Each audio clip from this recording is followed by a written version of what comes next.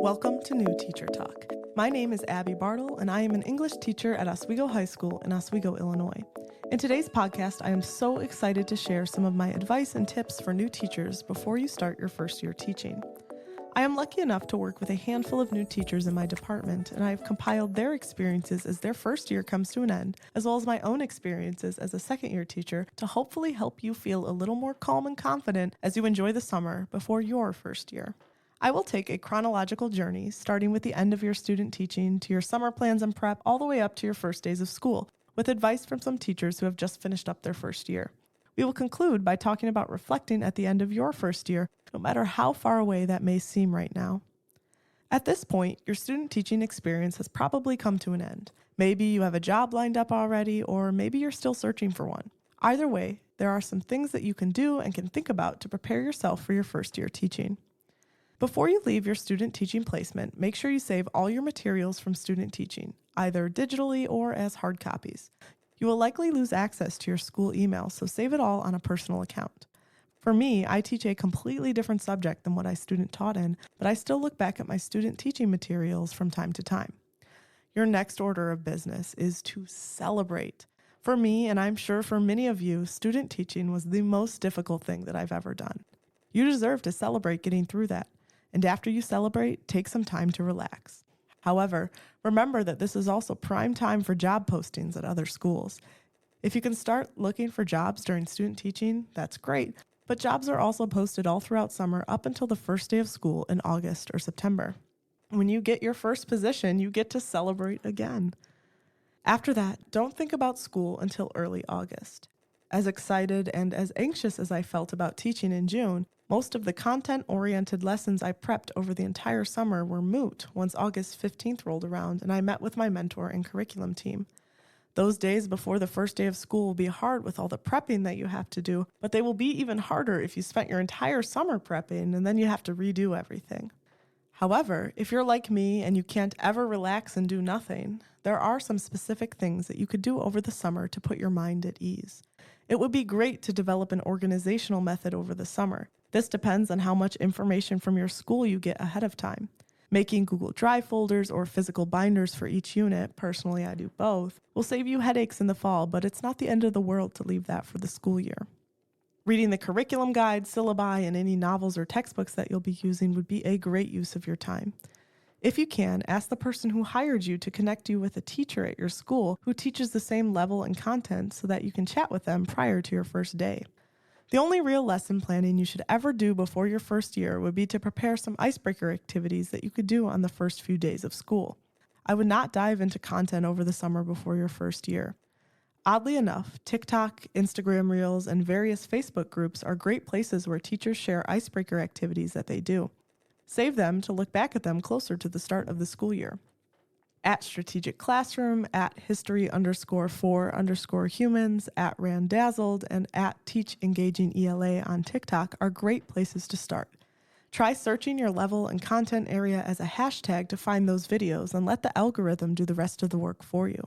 There are also Facebook groups for all different levels and content areas. For example, I am a member of Creative High School English, Secondary ELA teachers, and even more specific groups like Teaching the Crucible. Teachers love to share materials and help one another out, so take advantage of that. After months of job hunting and relaxing, those first days will nonetheless come around. There are some important things that many first-year teachers, including myself, wish they could do over again. There are two things that are key to establish in the first few days of the school year. The first and most important is to create structure, routines, and procedures. The second thing is to build relationships with and between your students. According to one teacher in his first year, I think I was so worried about making the kids like me that I allowed it to be too relaxed in the beginning. That led to a lack of motivation from students as the year went on. Another first-year teacher commiserated, "One thing I wish I had done differently at the start is establish and enforce better classroom expectations. I am still fighting against cell phones constantly being out in the room. Additionally, on the rare occasions a student is blatantly disrespectful, I wish I wasn't afraid to send a student to the deans or to make a referral." Creating strong procedures from day one will save you later on. This could be when you hit the tiring October slump and don't feel like teaching, or when you are out sick for a day and you need your students to behave and work while you're gone. That being said, I, along with many other teachers, especially female teachers, have received some unhelpful advice regarding this. We've been told, don't smile until November. While that has good intentions behind it, don't be too lenient on kids at the start, you do need to build relationships with your students.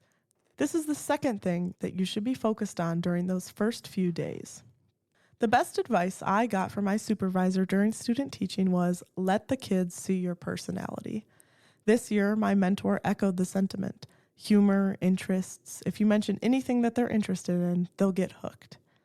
As mentioned, I teach English, and the first lesson I did with my students this year was a homemade version of the New York Times Connections game. I made my own version and had them work in small groups to try and categorize things about me. After I revealed the answers, I had them create their own in their small groups, including information from all 4 of the students. This was an awesome lesson as it helped me develop classroom norms for group work and helped me gauge their critical thinking skills while also teaching them about myself and allowing them to learn about one another. Finding something that connects to content while still breaking the ice is a perfect lesson for the beginning of the year. So, smile before November, but also set high expectations from the start. Be more structured at the start of the year and loosen up as the year goes on. Don't let those cell phones slide, and don't let behaviors go because you want the kids to like you. I've mentioned a few pieces of advice, and I want to share a few more from some of the teachers I'm lucky enough to work with. From a first-year teacher, I think the best advice I've received is to expect excellence from your students and overwhelm them with kindness when they mess up. If I can inspire my students to see themselves as capable, then they will strive to succeed. If I can encourage them to try again after messing up, then they will never fail. From a third-year teacher, what works for one class might not work for another, even if they're in the same grade. Each group has its own dynamic, and flexibility is key. And from another first-year teacher, I would say something our boss said to me during my post-observation meeting first semester. She said to me, at the end of the day, it's just a job. What she really meant was mistakes and struggle are expected, even encouraged. It makes you stronger, more adaptable, and resilient. Keep making mistakes, and over time, they will become less and less prevalent. Doing all of this prep work is great, but you are going to mess up. Just like in student teaching, you are going to have bad lessons. You have to let them go. My mentor and my department chair will both tell you that is something I personally need to work on, being so hard on myself. Your first year and your second year and your third year should be a struggle, but it should also be a time of learning. It will all go by in the blink of an eye, truly, and soon enough you'll be reflecting on your first year. That reflective moment is so important for growing as a teacher. Just like after student teaching, you need to celebrate. You did it, and you grew. Focus on the good. What did you do well? What do you want to continue doing? Now, focus on areas of growth. What do you want to change for the next year? This might be different rules or procedures, building relationships differently, setting higher expectations, or maybe developing more rigorous lessons. If you can, plan out anything for next year. Prep your calendars, maybe backwards plan the first unit. My mentor does this in May at the end of the year during final exams, stating that May me is much smarter than August me. I did this last year and I can concur. Do the prep early. Even if things change, you will have a rough outline of what you want to do, and your August self will really thank you. Look forward to your second year. In so many ways, it is so much easier than year one, as you have lessons planned and you have experience under your belt. But it is also harder because you will have higher expectations for yourself, and you'll probably be taking on some extracurriculars or other responsibilities. And finally, for the rest of the summer, relax. Don't think about school. Except maybe to listen to New Teacher Talk podcast. Thank you all so much for listening to New Teacher Talk. I hope you become a regular follower of this New Teacher Talk podcast channel. As a fellow new teacher, we are here to help one another out. Thank you for listening.